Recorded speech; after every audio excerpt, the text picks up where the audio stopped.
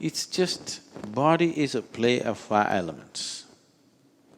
So is the world, so is the universe. Everything is a play of five elements. In these five, unless you want to explore mystical dimensions, you don't have to bother about the space. So there are only four. Among the four, 72% of your body is just water.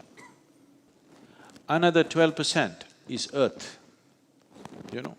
Only 12% of your body is actually earth. Largely it is water, so that's 84%. Another 6% is air. Air is the easiest thing to manage and take charge of because there is breath and you can take charge of it in a certain way. Another 4% is fire. Taking mastery over fire could do many things to you, but because you are householders living in family situation, you don't have to take charge of fire. You can keep it as it is, sometimes you can burn somebody a bit. You need it, right? You're married. Once in a way, if you don't burn them a bit, it may not work. Yes or no?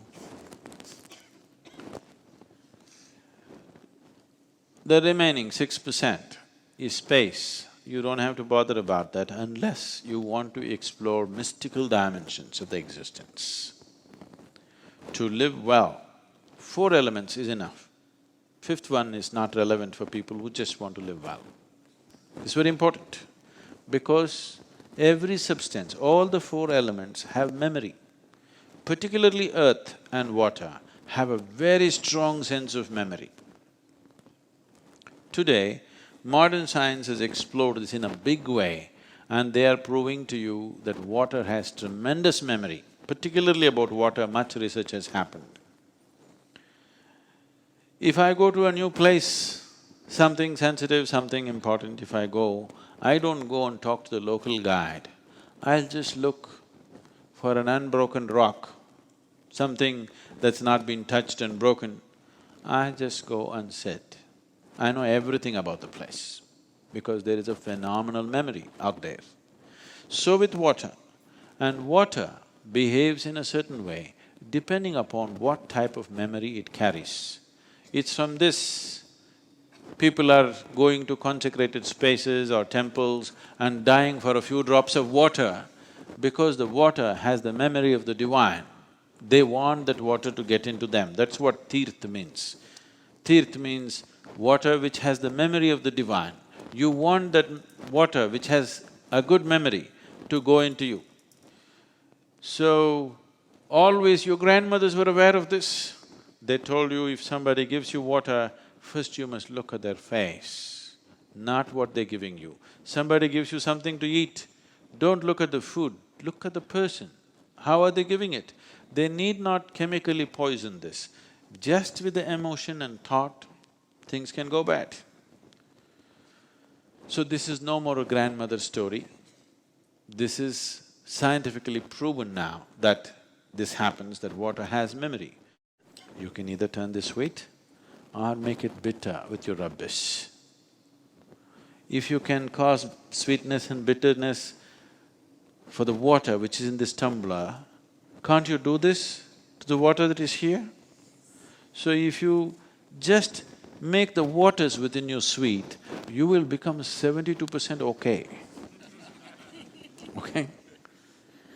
Another 12% of earth if you do, 84% you're doing great. Air, if you maintain it, 90% you're doing great. Fire, if you want to purify, it's much more work, it takes much more to purify the fires in you. Fire is in different ways. We call this